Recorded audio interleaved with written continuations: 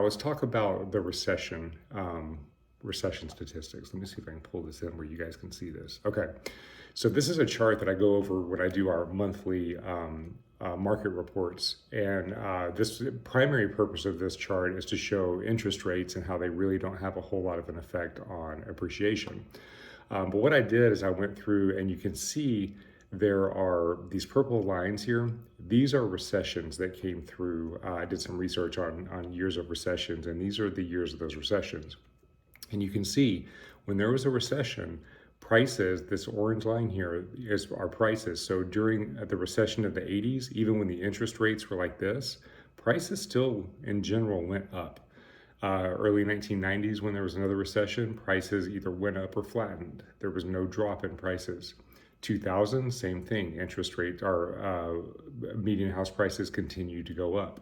2000, this is the housing bubble crash. So this one we did see a price drop, but what was unique about this recession versus all the other recessions is this one was caused by the housing market, by all the subprime lending. And then they passed a bunch of laws, Dodd-Frank, so they repaired all this. So all these houses that have sold in this area here, these were all well-qualified loans.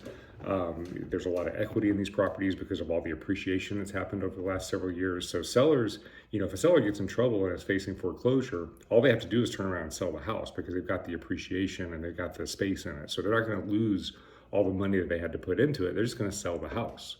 Because this was driven by foreclosures. This was driven by just the housing bubble crash.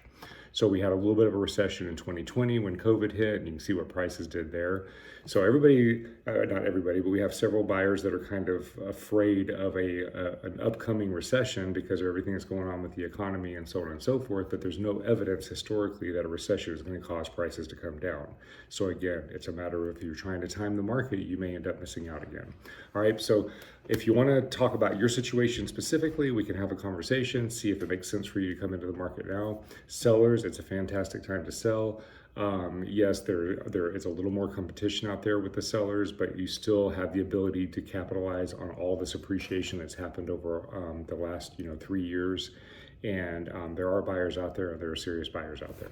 Okay, please make sure to click the notifications and subscribe to our channel, and feel free to share this market report with anybody that you care about so that we can get it out to a wider audience. All right, we'll see you on next week's video. Have a great week.